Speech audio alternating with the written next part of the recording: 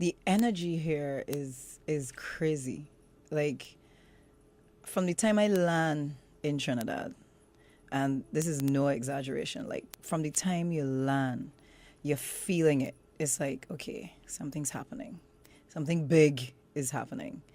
And it feels like that every year around this time. Like it's I always say to people, Trinidadians, they eat, sleep, breathe, exist for carnival.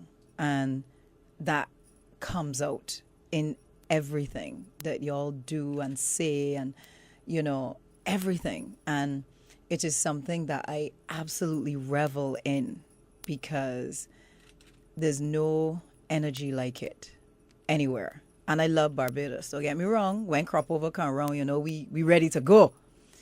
But Trinidad is special. It's very special.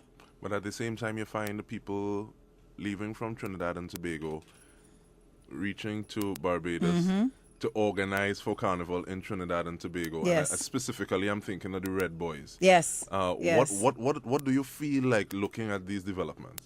It's actually it's really good because it's good that the two islands are finding ways to connect.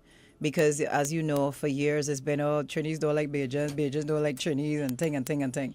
So I'm really glad to see, production groups like Red Boys and others who are working with a lot of Trinidadian artists. And they're working with Bajan acts as well. It's not exclusive to, and they work with other Caribbean artists as well. It's whoever, once you can get to them and you have a great song, they will, they'll produce it.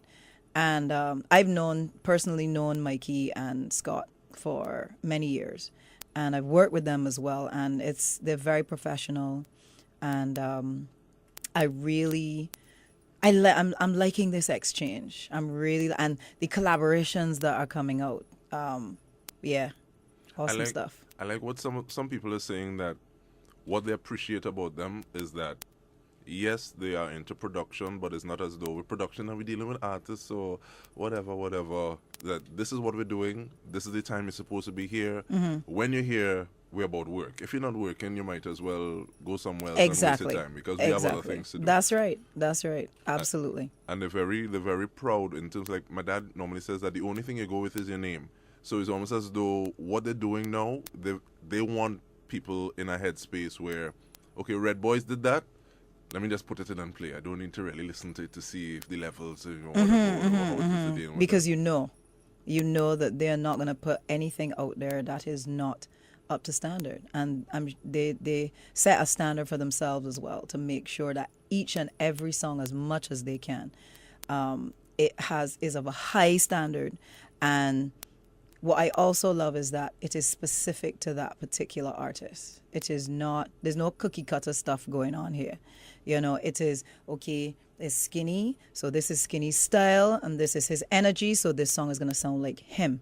And this is Peter Ram, and his vibe is different, and this is his energy, so this song is going to sound like him. And they are able to do that. They are able, and it's not a lot of producers that are able to really make each song unique to that particular artist. Are you a soca artist? Are you an artist? How do you define yourself? Oh, I'm an artist, period. I'm an artist. I have built my career, the bulk of my career, in soca, for sure. That's not even anything to be contested. But I don't limit myself to just soca music, and I've touched different things. I've done reggae, and I've done zouk, and actually compa, but I want to do a zouk song, like a pure, because I love that energy. I love bachata and Afro pop and all of that. So I am open to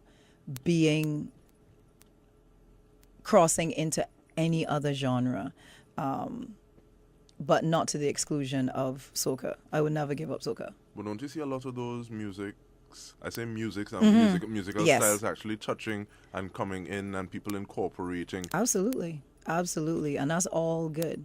There are some people who are like, well, the soca don't sound like soca no more, but everything has to change. It has to. The only thing that is constant in this world is change, and so the music, it has to evolve. If it stays in the same spot, that means it's stagnant. Nothing is happening. You're not going forward. You're not going back. You're just not doing anything.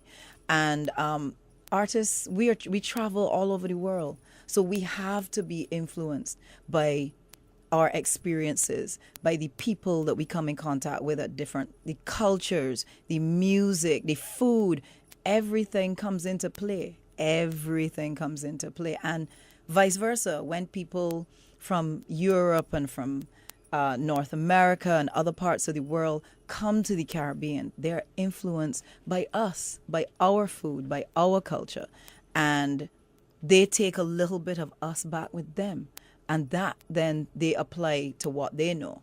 So it works both ways. I see someone that was saying that if you want, if say that someone eventually is going to, if we take it as a definite that someone is going to take music from the Caribbean and infuse other elements and do it as their thing, why not have people from the Caribbean be the first people to use that and do that, especially when you've seen the different influences that we've had all over the place, and who used to sing soca, and who Minister Farrakhan used to be the mighty charmer, Right. and this kind of person. But speaking about Farrakhan and the US, you did I still remember you doing the national anthem, the US national Yes. anthem. How did that come about? That was through the BTMI, which is the Barbados Tourism and Marketing Inc. And they approached me. What had happened before that is the Brooklynettes, which are the dancers for the Brooklyn Nets, came to Barbados to do a calendar. And Miss Petra Roach, who is the head of the BTMI in the US, like in North America, she contacted me. She said, I want to give you the opportunity to get some exposure with an audience that might not otherwise, see you or know you. So we did. They were doing the calendar, but they were also doing videos and stuff, because there was going to be a Barbados Day at Barclays Center for one of the games. At the time, they hadn't chosen any game as yet, but they were like, it has to be a big game so that we can get the full effect. So I did a little thing with the Brooklynettes where we, I was kind of teaching them to whine, and we did it to Roulette Gal. And they also, before that, had done a choreography to Togetherness for one of the games. So somebody had sent that to me. So the influence, was kind of there already. And so we did the video, and then Petra got back in contact with me, and she said, Alison, we've decided, when Barbados Day is going to be, and we would like for you to sing the U.S. national anthem. I was like, wow, okay. All right. And I just knew like the first, like the beginning parts, or like the end. I didn't know the whole thing because I really didn't have a reason to learn it. So I had to learn it. I was here in Trinidad for Carnival, because it was in February last year that it happened. And I was like, okay, Alison, you need to make sure and learn this anthem properly, because, there are too many videos out there with celebrities that have done like horrible renditions of the national anthem. And I find that an anthem is a point of pride. And so especially when you're coming in as a non-American and doing the anthem, you have to do it properly. So went up to New York, and I remember stepping out onto the court before for the sound check, and the obviously it was the Cavs, and it was like, this is a big game, and what's his face, LeBron James, like he passed me in the hallway, and it was like everybody kind of had to like move to the side, and it was like King James is coming down, you know what I'm saying?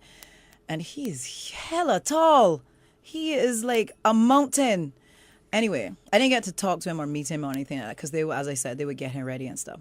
And I remember stepping out, and that's really when like the nerves kicked in, because it's this huge stadium, and I sang the anthem, and because they wanted to time it to make sure that it was within their timing and so on.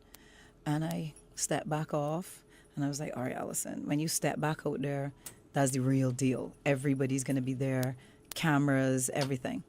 And when I stepped back out, it wasn't as scary. And I was like, all right, Alison, as long as once you start and you get to the middle and you're coming into the home stretch, you're good. And I was like, I didn't want to mess with it too much, but I wanted to give it feeling. And I was able to do that. And when I was done and I heard the audience just like erupt, I was like, yes, I did it, yay. And as I was walking off and I was walking on the edge of the court, there were people in the audience. They were like, great rendition, fantastic. There was little kids that was like, oh my God, you were so good. It was a proud moment for me, absolutely. But outside of that, on your personal, as an individual artist, your management team, what are some of the ways that you would consciously try to break the bubble and get into other markets, have fresh eyes and faces actually see the product, the brand that you carry? Well, I'm always looking, and my team is always looking for opportunities. There's tons of you have to be proactive. You cannot be reactive. Yes, people are going to call and they want to book you for different shows and different events and things like that. But my management team is very proactive. So they will go looking for things in places that, soca is not there. Music festivals and I performed in Mexico a couple of times. Faluma is very popular in like Latin American market and so on. So we look for opportunities. You look for things. You look to try to create ways of getting into new markets, especially if you're the only person that is doing soca, that's doing what you're doing. It gives you, a leg up because it's like there's nobody else that's coming in that's going to be doing what you're doing. And with that in mind, how was the significance of having entire albums? And I say that because there is an album where a song that I really liked on it was Sexy Fever. Oh my goodness, didn't really? necessarily play as much. No, it didn't. That was one of those lost tracks. It's just a kind of nice undercover groove. And It is. It is. I actually am thinking to do like a couple of albums like with like essential Alison Hinds, not necessarily a greatest hits, but essential Alison Hinds, and kind of putting all of those tracks in one place on a series of like, not compilations, but a series of albums. That's something that I want to do because I think I want to gather together songs like that and put them with like some of the bigger like signature hits and let people have everything in one place, because a lot of my songs would be spread out amongst these various Square One albums and then my solo albums, but it's good to kind of like compile everything in one place. I think that the fans would enjoy something like that. what are the fans looking forward to for 2017? Well, I have some new tracks that I'm dropping this week, and I'm going to be in the place for most of February, right down till, of course, Carnival Monday and Tuesday. I haven't decided yet if I'm playing Mass. I might have to decide. I have to think about it. But yeah, I mean, just look out for me and check out my social media. My website unfortunately is down right now. We have some issues going on, but the rest of my social media is up and running. So Instagram, Facebook, Periscope, Snapchat, all of that stuff. They just have to input my name, Alison Hinds, ALISONHINDS. I make it as easy as possible for my fans to find me. So just put in my name. You'll find my YouTube channel. You'll find all of that. Anything related to the Caribbean Queen, you will find. Just input my name and you will find me. How easy is it to be an artist with all of these things? Okay, you're not talking about all these social media platforms that you're keeping up to date so people can find you, what it is you're doing, as opposed to somebody who just not necessarily, but somebody might want to just sing a song. and be an artist Right. and follow the artistic side of the thing as opposed to the business side of it. Right. There are artists who are like that. And I guess it depends on how involved you are and how committed you are to it. If it's just a case of this is something that you just have a fancy to do, that's fine. But if you want to be a serious artist and you want to be taken seriously and you want to be, to be able to reach the world, you have to have social media. You absolutely have to have social media because a lot of stuff, that's how fans stay in contact with you, and that's how you get worldwide fans, a fan base that is everywhere, not just maybe whatever country you're in or whatever island you're in. It allows you to reach a much bigger market and to stay connected to those people. And yeah, social media it's a necessary, I won't say necessary evil, but it's necessary. it's necessary. It's necessary. It is necessary, yes. But we want to thank you for actually taking the time to connect with us here at Chalk City 91.1 FM. No We're looking problem. for big things. Fans as always, even though we might want to look from afar. But yeah.